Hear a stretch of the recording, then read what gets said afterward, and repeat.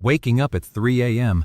and immediately feeling like something is wrong with you might be the most modern thing about your sleep, and almost nothing else about it is. For most of recorded human history, the night had two halves. People expected to wake somewhere in the middle, stay up for an hour, and then drift back down. That quiet interval wasn't insomnia. It had a name. It had a place in the rhythm of the night. And then, somewhere in the last 200 years, it quietly disappeared, and we started calling it a disorder. What changed wasn't your body. What changed was the world around it. You open your eyes, and the room is completely dark. Your phone says 3:07 a.m., and before you've even taken a breath, a familiar dread lands right in your chest. Something is wrong with me. That feeling, that specific, quiet panic. That's what this video is about. Because there's a version of this story where waking at 3 a.m. is not a malfunction, but something much older and stranger than that. We'll start with the history. Then we'll look at what happened when a scientist removed artificial light from the equation entirely. And we'll land somewhere honest. Not a prescription, not a cure, just a reframe that might make that dark ceiling feel a little less like a verdict. Before we get there, when you wake up in the middle of the night, what do? Do you fight it? Check your phone? Lie there calculating the hours you have left? Or have you ever just accepted it? Tell me in the comments. I'm genuinely curious. Now, the history. There's a historian named Roger E. Kirk, a professor at Virginia Tech. In the 1980s, he set out to answer a fairly specific question. What was nighttime actually like before industrialization?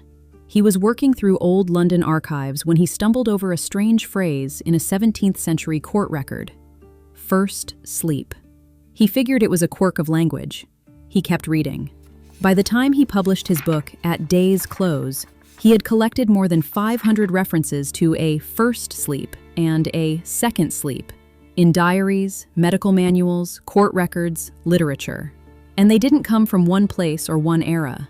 2,000 years ago, Virgil could casually mention the hour which terminates the first sleep, as if every single reader would know exactly what he meant.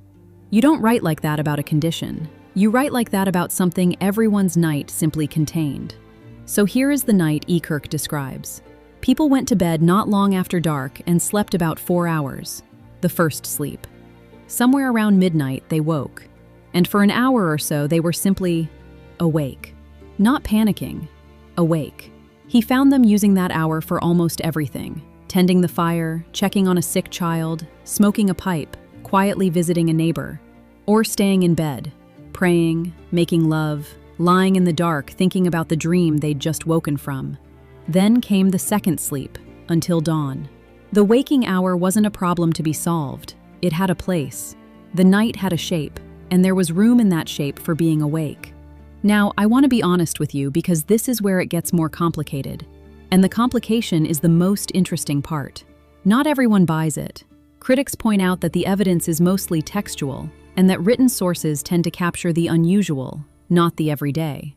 They also note that second sleep barely appears in some languages where first sleep does. So is this settled history? No. The debate is ongoing. But the pattern shows up across enough sources, across enough centuries, that it's worth taking seriously. And then there's the part of this story I find most compelling, the lab. In the early 1990s, a sleep researcher at the National Institute of Mental Health named Thomas Wehr ran an unusual experiment. He took healthy volunteers and gave them a pre-industrial winter. No artificial evening light, 14 hours of darkness every night, for weeks. The first nights, they slept long, about 11 hours, probably paying off an old sleep debt. But by the fourth week, something remarkable happened.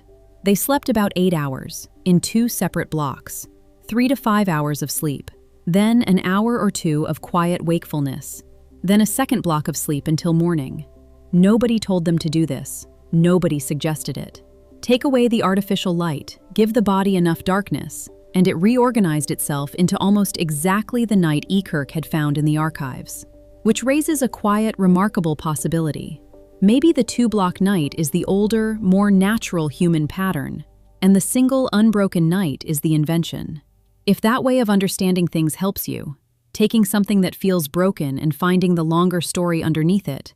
Subscribing is free, and the next story will find you. So how did the waking island in the middle of the night just disappear? In one word, light. Through the 19th century, artificial lighting spread, first gas, then electric, and evenings stretched later and later. When you can keep the lights on, you stay up. When you stay up, the night compresses. Eckhart's records show the first sleep expanding decade by decade until the second sleep was little more than a snooze before getting up. By the early 20th century, a new cultural ideal had taken over. 8 uninterrupted hours. A standard, a benchmark, something you either achieved or failed at. And here's the striking detail. Right around the time the old pattern was being erased, people started reporting a new kind of sleeplessness, waking in the night and not being able to get back to sleep. Today, it has a clinical name, maintenance insomnia, a new disorder appearing right as the old rhythm disappeared. Sleep psychologist Greg Jacobs has put it plainly. Waking up during the night is part of normal human physiology. So here's the reframe. Not a cure, not a prescription, just a different way to hold it. The waking is old. The dread about the waking is modern. That 3 a.m. loop, wake up, panic about being awake, wake up more, is real. But the historical record suggests the panic is the newest part of the equation. Wehr himself suspected that our modern habit of sleeping straight through might partly be an artifact of chronic exhaustion. We sleep in one block because we're too depleted to do anything else. That's not necessarily the same as sleeping well. Now, let me be clear about the limits. These are small, short-term studies, and sleep is deeply individual. None of this means you should restructure your night. And if you wake up night after night feeling genuinely exhausted, heart racing, mind spinning, that's worth talking to a doctor about. Persistent insomnia is real, and it has real treatments. This video is not that conversation. But if you're someone who wakes at 3 a.m. feeling basically fine, and the only thing making it terrible is the belief that it shouldn't be happening, that belief might be worth examining. Because for most of human history, people simply sat with that hour. They thought, they prayed, they talked quietly in the dark. They didn't reach for a glowing screen and start calculating their sleep debt. If this video helped you see that 3 a.m. moment a little differently, if it gave you even a small amount of relief, hit the like button. It genuinely helps more people find this. So, a historian found the 2-part night scattered across 500 documents. A scientist watched it re-emerge unprompted in a dark lab. Neither is the complete answer, but they point in the same direction. The single, unbroken night is newer than you think. The waking island in the middle might be older than any of us realized. The next time you open your eyes at 3 a.m., before the dread arrives, try this. Just notice that you're awake. Not broken, not failing, just awake. The way people have been awake in the middle of the night for a very, very long time. And what happens inside that second sleep? Why does your brain build entire worlds at night, on purpose? That's the next video.